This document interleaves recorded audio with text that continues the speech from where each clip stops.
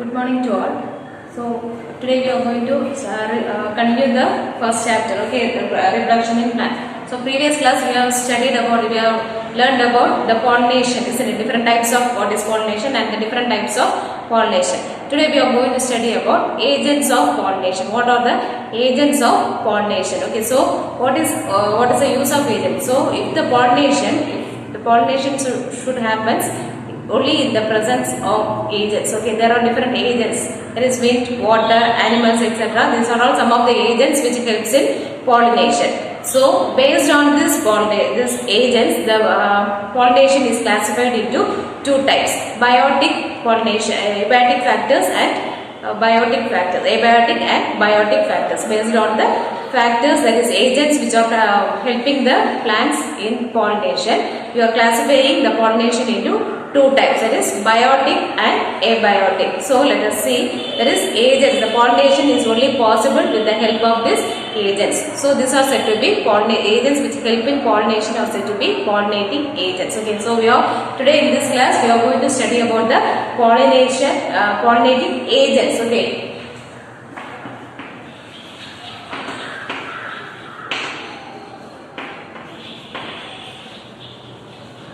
Pollinating agents. So it is based on pollination will happen only in the presence of, with the help of agents, and based on this agents, that is it may be a biotic factor, that is living organism or non-living organism, to help in pollination. So air, for example, air, water, these are all coming under the abiotic factors. Biotic factors means living organism, mostly insects, small animals are helping in pollination. So this is classified into two types. Pollination is classified into, pollinating agents are classified into two types: abiotic factors and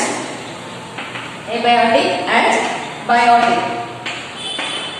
Abiotic and biotic. This abiotic factors, it consists of two types. It is divided into two types. There is anemophily and hydrophily. Anemophily and hydrophily. Anemophily and hydrophily. So what is anemophily? Anemophily means pollination by means of air or wind. Okay, wind pollination, wind pollinated flower. Okay, that is known as the pollination that takes place with the help of wind is known as anemophily. Hydrophily, from the name itself we can know what is that. It is pollination by water, by means of water is said to be hydrophily. Then biotic factors, it is classified into one type, that is zoophily. Zoophily, that is pollination with the help of animals, insects, etc. Okay, animals, insects, etc. are coming under the zoophily. So by pollinating agents, the agents which help in pollination of a flower is said to be pollinating agents. It may be living or non-living. Based on this, it is classified into two types: abiotic factors and biotic factors. Abiotic factors, it is classified into two types, that is anemophily and hydrophily. Biotic factor is zoophily. Anemophily is wind pollination, that is pollination that takes place with the help of wind. Hydrophily means pollination that takes place with the help of water. Zoophily, that is by animals or insects. That is about a brief account about the pollinating agent. So we are going to study about in detail about the types of factors. Okay, that is helping in pollination, agents which are helping in pollination. First one, anemophily.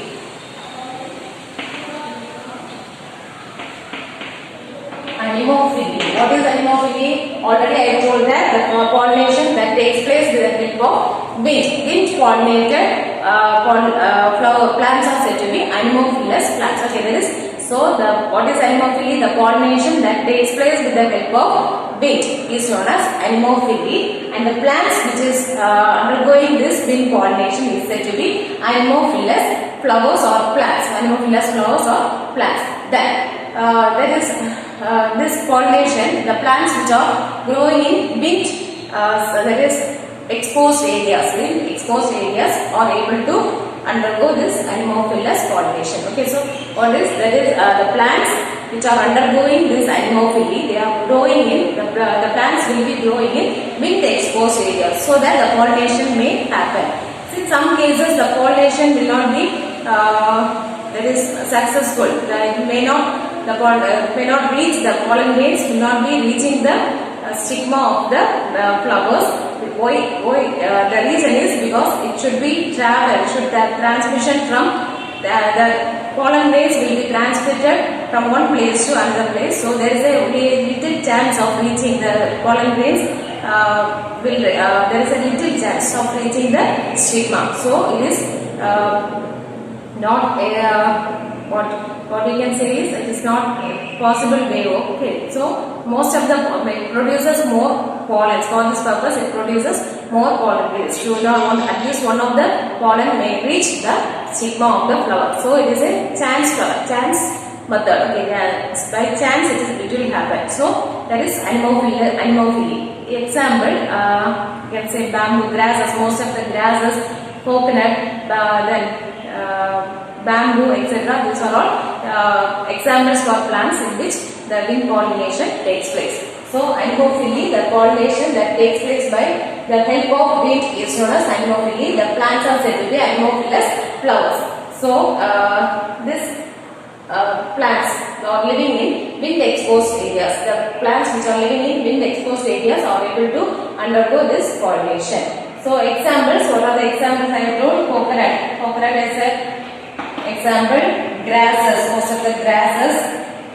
Sugarcane. Bamboo. These are all some of the examples that are undergoing anemophily type of pollination. Next, we are going to study about the characteristic features of this wind pollinated flower, that is anemophilous plants. We are going to study about characteristic features of anemophilous plants. So, listen, characteristic features. Okay, first one.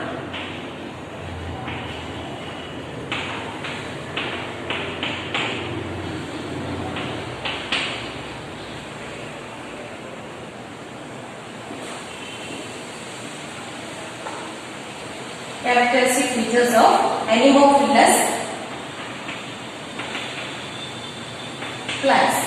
First, it is the type of inflorescence. It is the flowers are produced on pendulous, catkin and spike inflorescence are able to undergo this anemophilous pollination. So the flowers are born on, first point, the flowers are born on pendulous, catkin and spike inflorescence. Spike inflorescence are able to undergo this anemophily, that is wind pollination.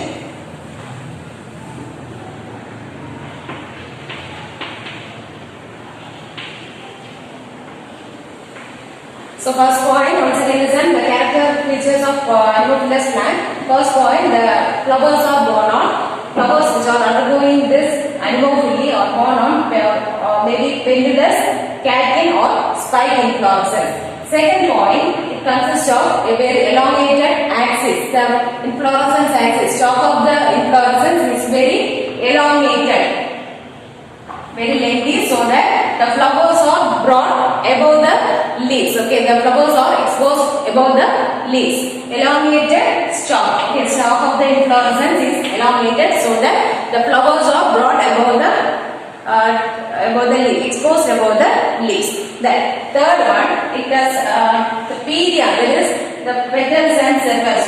Perion may be absent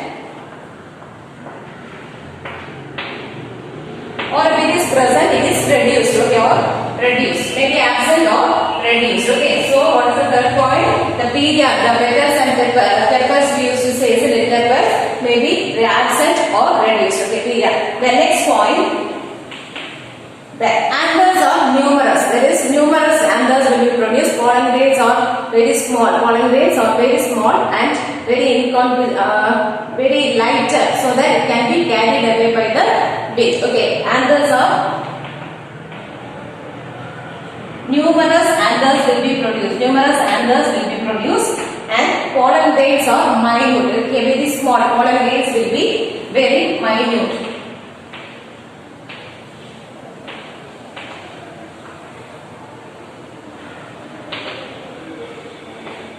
grains are very minute, so that it can be easily carried away by the wind. Next point.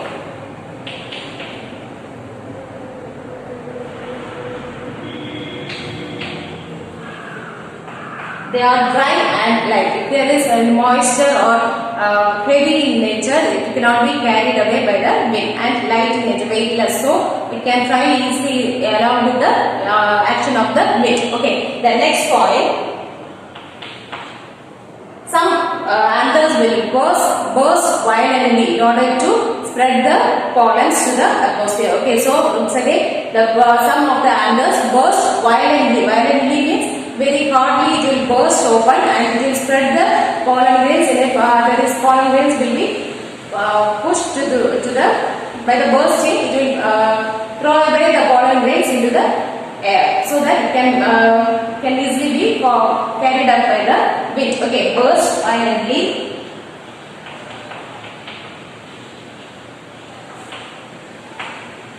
Then stigma. What about the stigma? Stigma is feathery, very long. Stigma will be very long and feathery in nature, so that the pollen grains can stick onto this feathery stigma. Okay, so stigma is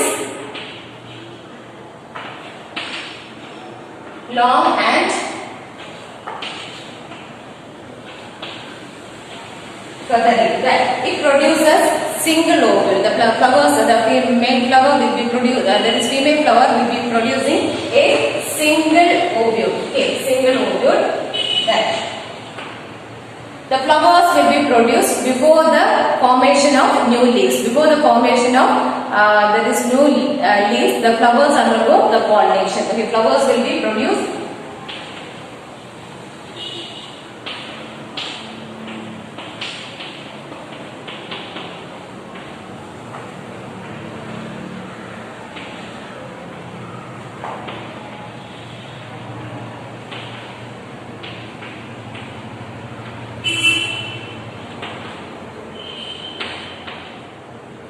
So these are all some of the characteristic features of anemophilous flowers. That is, first point, it is pendulous. It is the flower inflorescence. Flowers are produced on inflorescence such as pendulous, catkin and spike. The second one, elongated stalk. It consists of elongated stalk, so that the flowers can be exposed out to the away from the leaves. So it will not be a hindrance. The leaves will not act as a hindrance for the pollination process. The next one, perianth may be absent or reduced. It is absent, may be absent, or if it is present, it is very well reduced. Its structure will be very small. The next one, anthers. It produces anthers are numerous, not a limited number. More number will be produced, and pollen grains are minute in structure, very small in structure. Then they are dry and light in weight. The pollen grains will be dry in nature, and also it is light. Light means weightless. Okay, so that it can be carried away by the wind for the distant places. Okay. The next one, some flowers, it consists of anthers that burst violently by shaking of the wind. It will burst open. The anthers will burst open and will release the pollen to the air, so that it can travel a long distance. The next one, stigma. What about the stigma? Female flower. We are seeing the female flower. Stigma is very long and feathery in nature. It is very long and it will be exposed outside, so that it can catch the pollen grains which are reaching them. And feathery nature also is helping the flowers, that is female flowers, to attract the pollen grain. It will give the seeding place for the pollen grains. The single ovule. Flowers will be producing a single ovule. Next, flowers will be produced before the formation of the next leaves. Okay, next leaves will be the leaves plant, growing plant. The leaves will be produced after the formation of flower. After the formation of flowers, only the new leaves will be produced. So these are all some of the characteristic features of anemophilous flowers. Next, we are going to see there is anemophily in a single plant, that is maize. Okay, maize, Sia maize. Okay, Sia maize.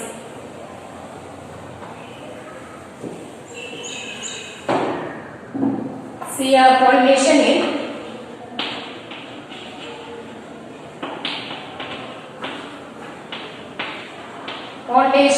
Sia maize. Okay, it consists of, it is a monoecious plant. Monoecious plant means the single plant, it produces both male and female flowers separately. Okay, that is monoecious. The plants are monoecious and it consists of two flowers. Okay, male flower and female flower. Male flower is known as tassel and female flower is known as comb. Okay, so it consists of, it is a monoecious plant. It's a monoecious plant and it produces two flowers. It produces two flowers, that is male and female flower. Male and female. Male is known as tassel and female is known as comb. Okay, these are the two types of flowers that is produced by maize plant. Maize. Okay, siamase or maize.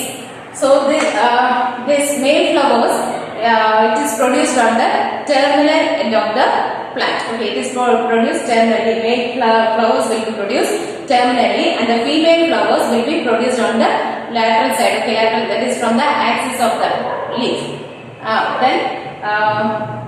This female flower consists of silky, feathery or silky stigma is present. Okay, it consists of silky or feathery stigma is present. And this female flower, the male flowers, the pollen grains are somewhat heavy, so that it cannot be brought down. That is pollinated by slide breeze. So when a wind blows, the pollen will directly fall on the stigma which is lying below the male flower. Okay, once again, is that the plant.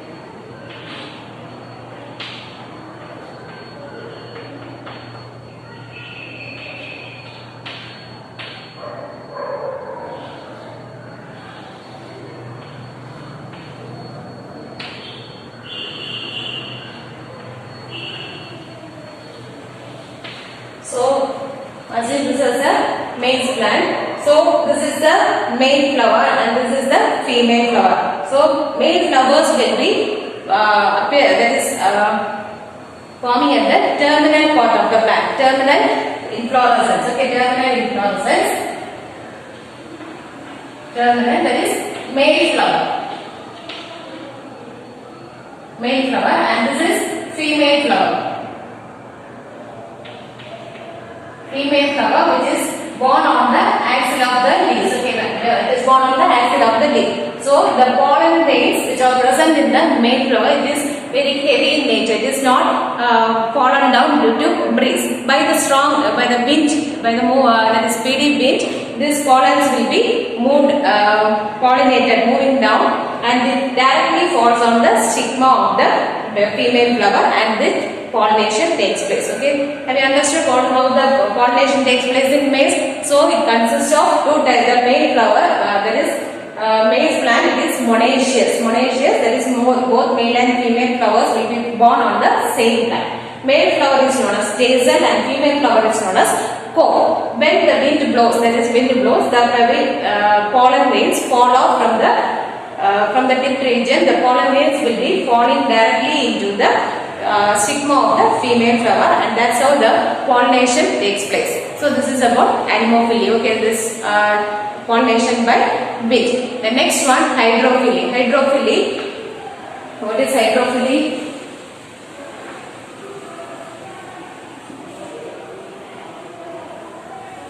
Next, second type is hydrophily.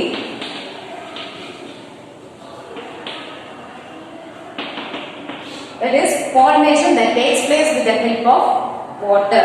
Pollination that takes place with the help of water is said to be hydrophily, and the plants are known as hydrophilous plants. Okay, water, pollination that takes place with the help of water, and plants are said to be hydrophilous plants. Hydrophilous plants. Okay, so most of the plants, they are some only limited. There are more number of hydrophytes are water, but only one of some species are able to undergo this hydrophily. Okay, some species will be undergoing this hydrophily. Most of the plants, that is lily, then Iconia, etc., the pollination takes place with the help of insects. Okay, so hydrophily, the water pollination that takes place with the help of water is said to be hydrophily. The water pollinated plants are said to be hydrophilous plants. So most of the plants, there are many hydrophytes are there. Among this, one or two plants will be having the hydrophily type. Okay, the type of pollination. Some of the plants only will be adapting this hydrophily. Many of the plants will be undergoing this pollination with the help of insects. Example, lily, Iconia, etc. These plants undergo pollination with the help of insects. So hydrophily, the water pollination. Okay, so example, there are, based on this, is classified into two types. Okay, epihydrophily and hypohydrophily, based on the where the pollination is taking place, above the water or below the water. It is classified into two types. Hydrophily is classified into two types: epihydrophily and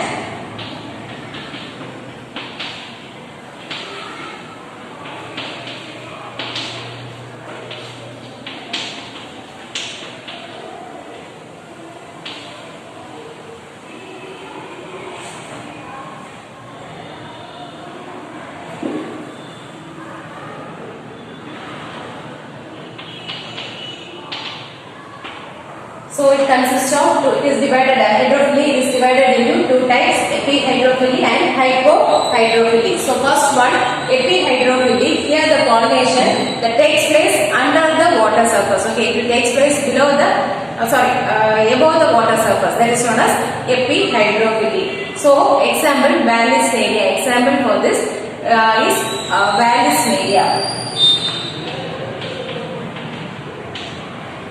Vallisneria is taking place above the water level, above the water. Pollination that takes place above the water is known as epihydrophily, and if the pollination that takes place below the water, that is under the water level, it is said to be hypohydrophily.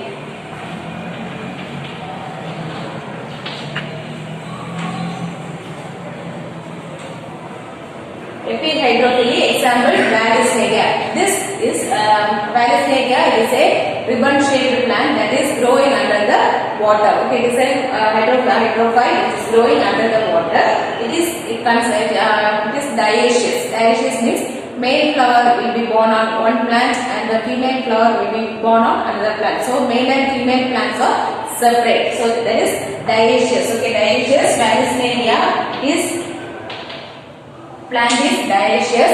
The female flower will be present in one plant, that is female plant, and male flowers will be present in male plant. Okay, two different separate flowers are separate plants. They both the male and female flowers are present in separate plants. That is known as dioecious. So it consists of the Vallisneria. It consists of male flower, that is female flowers. It is born on spirally coiled stalk. Okay, the flowers will be born on spirally coiled stalk. During the time of that is pollination, it will uncoil the stalk. The flowers, the female flower, it will uncoil the stalk and come above the surface of the water.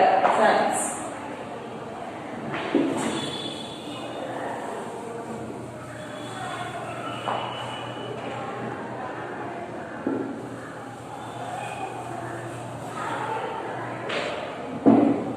So in epihydrophily, example, Vallisneria.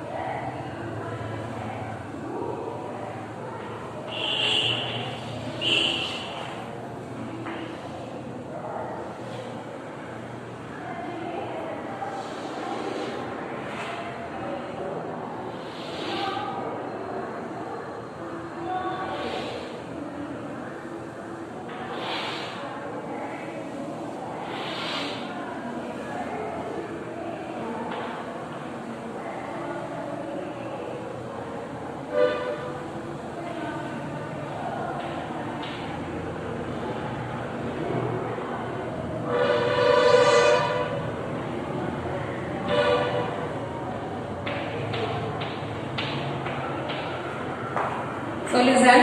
So already I told that consider that is male flowers will be present in one plant and the female flowers, that is dioecious, female flowers will be produced on another plant. So male flower consists of a spirally coiled stalk which make the flowers to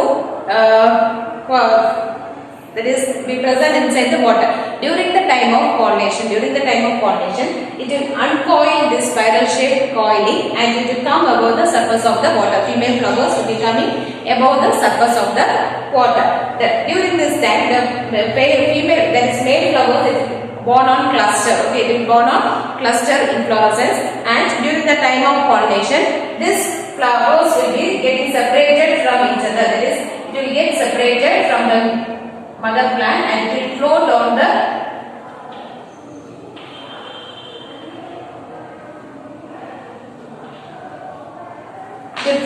surface of the water. Okay, so it will get dispersed from the mother plant and it will float on the surface of water. There is a depression. The female flower at the the place of at the top of the water, it forms a depression in the water surface. Okay, it forms the female flower. There will be a depression on the water surface, and when the male flowers reaches the depression, it will near the female flower, it will enter into the depression and the pollination takes place. Okay, so after pollination, what happens? Again, the female flowers will coil the stalk of the pedicel, stalk of the flower, and again will come towards the under the water. It will go towards the underwater and the formation of fruit takes place. Okay, this is hydrophily example. There is two types we have studied: hydrophily, epihydrophily and hypohydrophily. Epihydrophily, that is the pollination that takes place above the water level. That is said to be epihydrophily. This example, Vallisneria. Vallisneria is a dioecious plant. It consists of male plant and female plant separately. So the male flowers, it consists of spirally coiled stalk is present. During the time of pollination, the spiral coiling will be it will uncoil itself and come above the surface of water and forming a depression at the water surface. The flower forms a depression in the water surface. Okay, so this male flower, it consists of bunch of flowers that is growing under the water.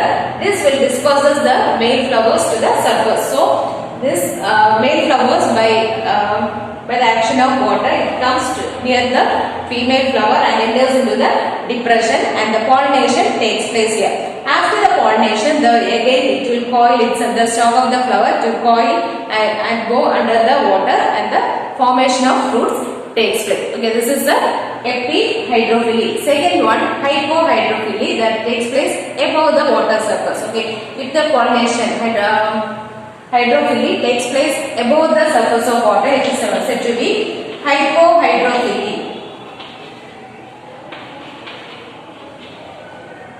Hypohydrophily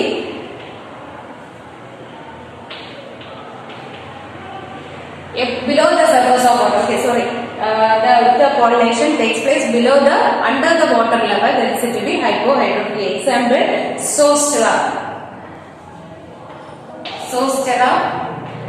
Ceratophyllum,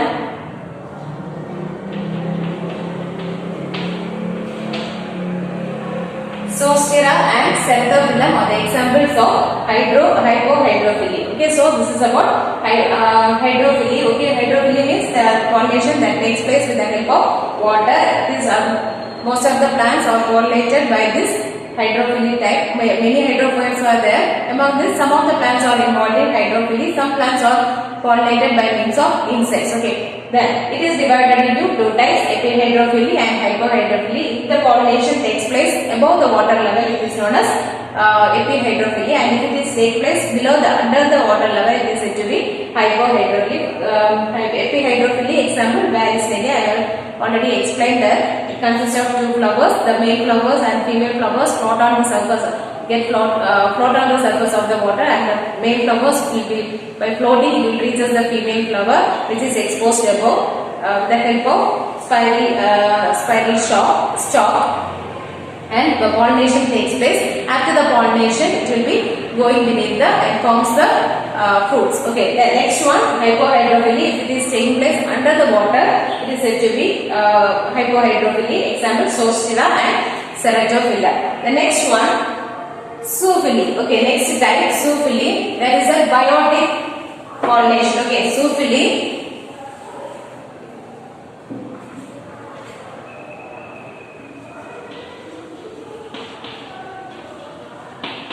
Zoophily, that is pollination that takes place with the help of insects, animals, birds, etc. That is known as zoophily. Okay, by the help of animals, by the help of pollination that takes place with the help of animals is said to be zoophily. Animals, it may include, animals may include birds. Birds may be included. Then small reptiles. Reptiles means lizard. Okay, garden lizard. That is garden lizard, chameleon. Okay, chameleon. Then squirrels,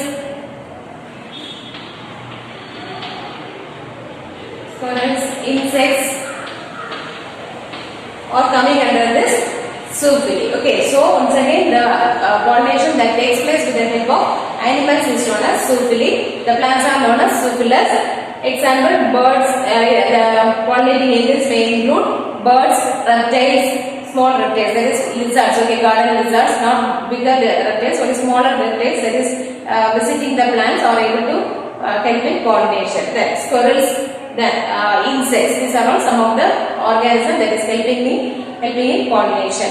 Then next one we are going to study about the characteristic features of zoophilus. Sorry, before that we have to see about ornithophilus. Okay, I told that zoophily means taking place by the help of this organism. So ornithophily means it consists of many types. Okay,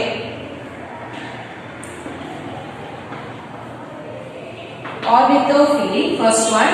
Here the pollination takes place by means of birds. Okay, here the pollination that is taking place with the zoophily is classified into different types. First one we are studying about ornithophily. There is pollination that taking place with the help of birds are known as ornithophily. So ornithophily, there are many different birds are there that visits the flower for getting the nectar, etc. Example, sunbird, hummingbird. These are all some of the birds that helps in pollination.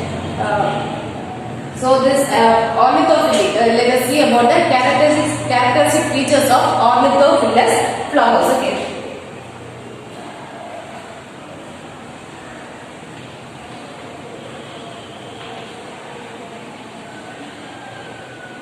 Characteristic features of ornithophilous flowers. Okay. First, that is ornithophily means that is pollination that takes place with the help of birds. It are known as ornithophily. That is example, hummingbirds, sandhill plants, etc. There is honey eater. These are all some of the birds that helps in pollination. The characteristic features of ornithophilous flowers. That is first one, the flowers are large. Okay, flowers are large. Second one is cup shape. The flowers may be cup shape, bell shape, or urn shape. Okay, urn shape. The next one, large amount of, will produce, the plants will be producing large amount of nectar. They are brightly colored.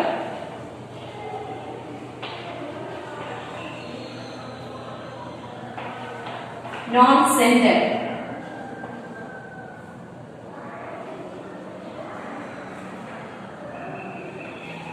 And flower pods, that is floral pods, are tough in nature. So these are all some of the characteristic features of ornithophilous flowers. First one, the flowers are large in shape. Okay, flowers are mainly large in shape. Okay, the next one, the shape of the flowers will be cup shape, bell shape, or urn shape. So in order to the bees should enter into the flowers. So for taking up the nectar, so the shape is maintained in this manner: cup shape, bell shape, or urn shape. Urn shape means pot shape. The next one, nectar. More amount of nectar will be produced by these flowers. Then they are brightly colored to attract the flower. There is birds, etc. The flowers will be brightly colored and this non-scented, does not have any smell for attract. Only by the color it is attracting the birds. The next one, finally, is tough in nature. The floral pods are tough in nature, so that it will not be, the flowers will not get damaged by the there is moving of the wings of birds, etc. The flowers will not be get damaged. Okay, so it is tough in nature. So this is about ornithophyly. Once again, the pollination by birds are known as ornithophyly. Characteristic features: flowers are large. It is cup-shaped, well-shaped or urn-shaped. Then nectar, more amount of nectar will be produced in the flower. Then brightly colored, is brightly colored and non-scented. It does not have any smell. Then it is tough. The floral pods are tough in nature, so that it can withstand the attack of this birds. Okay. The next one, heterophily. Next one. So first one, A, B.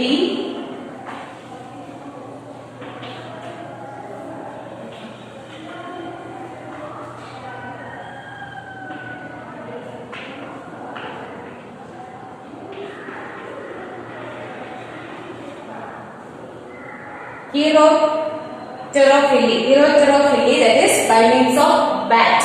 Pollination that takes place by means of bat is known as heterophily. The next one, C, malacophily, by means of snails. Okay, the pollination that takes place by means of snails is known as malacophily. And last one, entomophily,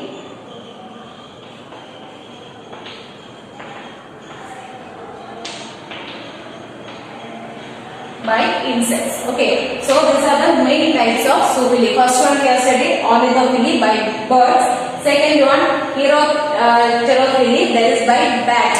Then malacophily is by means of snakes. Okay, snakes. And last one, entomophily, by means of insects. So these are the different types of zoophily. So for the next one we are going to say about the entomophily. Entomophily means the pollination that takes place with the help of insects. Okay, insects. You know that there are many insects out there that are visiting the flowers for getting the pollens, for nectars, etc. The example, butterfly, honeybee, beetle, then spiders, even small spiders are also visiting the flowers for getting the nectar. So these are all some of the insects. With the help of this insect, the pollen grains are pollinated from one flower to another flower. Okay, so that is the process is known as entomophily. So next we are going to study about the characteristic features of entomophilous flowers.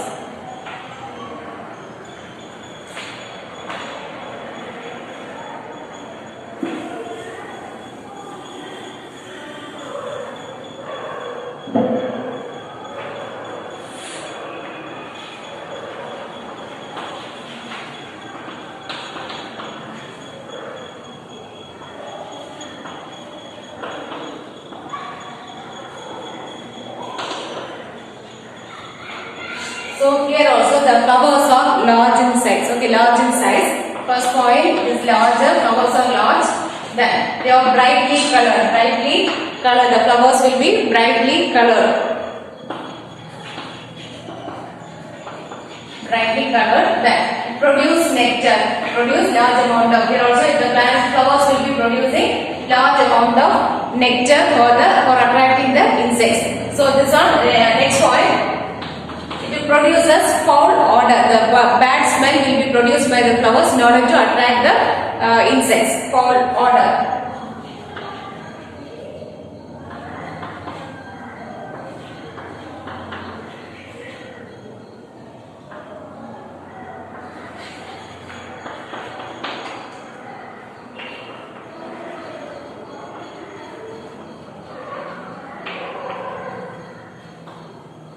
So these are all some of the characteristic features of entomophilous flowers. First one, it is large. The plants produce large flowers. Next, it produces brightly colored flowers. Even the accessory organs, calyx, etc. will be colored in order to attract the insects. That is brightly colored flowers. Then nectar. It produces large amount of nectar. The flowers will, in order to attract the insects, it produces more amount of nectar.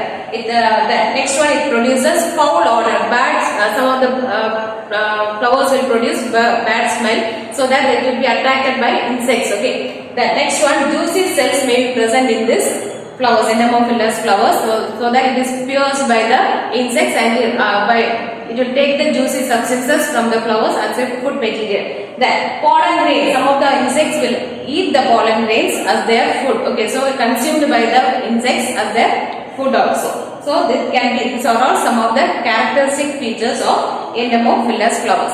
The next one, pollination in salvia.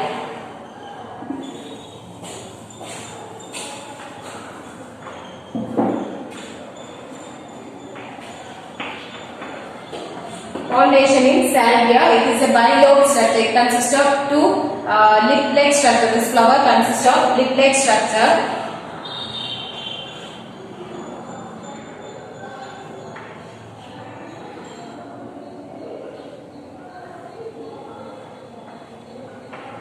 So this is salvia. It is bilobed structure. It consists of two lips, upper lip and lower lip. The stamen, it is arranged in a form of liver. The stamens are arranged in the form of a liver. The upper one is fertile and the lower one is sterile. When the insect, that is beetle or bee, it gets seated above this. When it comes to get the nectar, it will get seated above the lower lip, and during that time, this upper stamen will bend down in the form of a liver. It is in the form of liver. Okay, so it is able to move here and there. So it will be hanging. The stamens will be hanging. So when the bees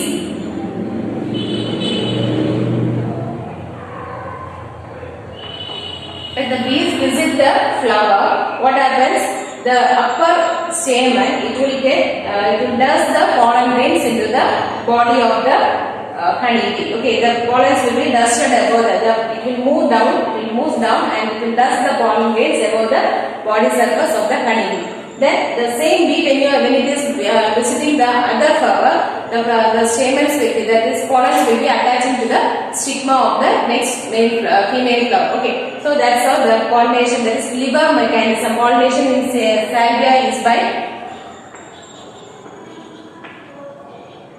liver mechanism. Okay, that is the stamens are attached. That is consists of a connective, and it will be hanging.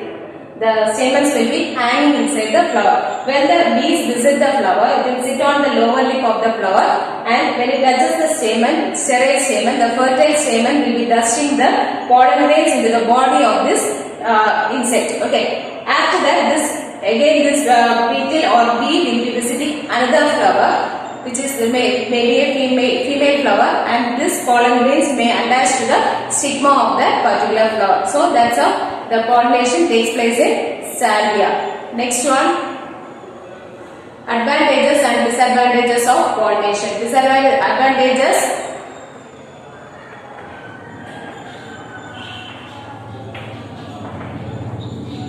Advantages, it is possible only in bisexual. Flowers. Okay. First point, it is possible only in bisexual flowers. Then next one, it is uncommon. If the plants are uncommon, and if it is to travel a more distance to reach the next plant, it is the self pollination is possible. That is, pollinating agents are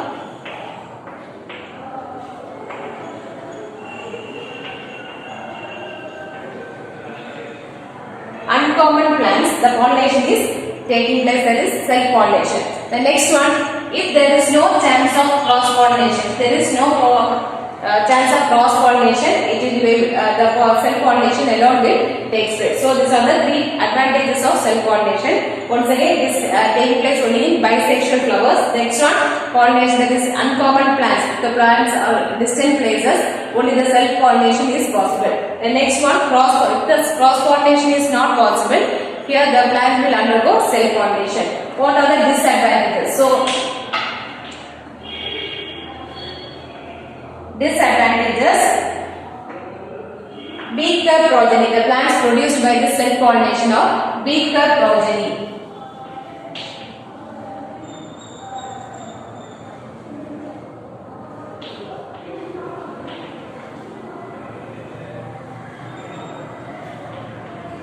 So these are the three disadvantages. Once again, it produces weaker progeny. The plants, that is generation after generation, the plants will be becoming weaker. Then next one, a new species, new variety, new species cannot be produced. Okay. Then next one, varieties. The same varieties are continuing after generation. New varieties cannot be formed by this self-pollination. These are the disadvantages of self-pollination. Next one, advantages and disadvantages of cross-pollination.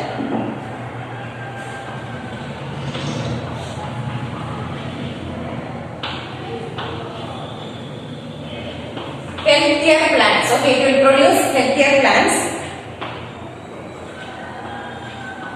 Germination is better.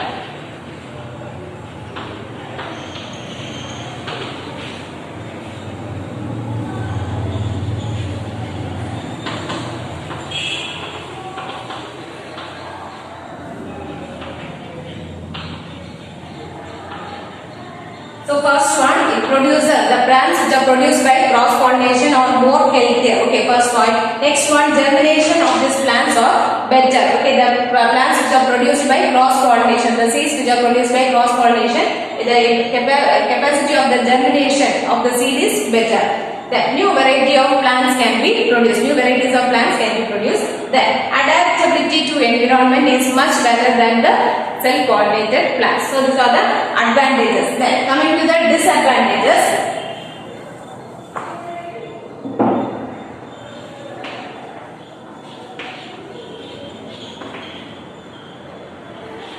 External agencies. The flowers has to depend on external agencies for pollination.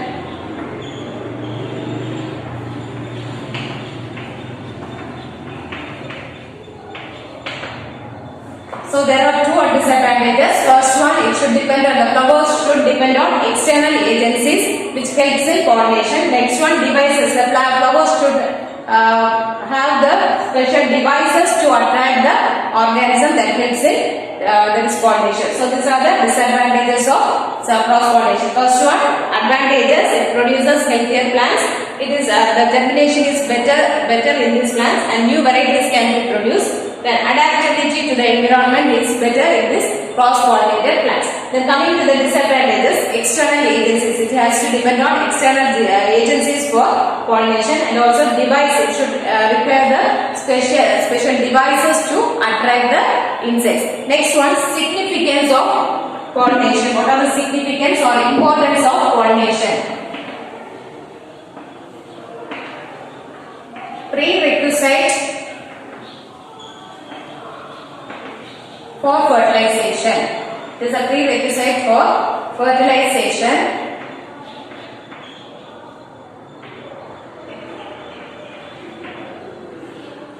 Bring gametes closer.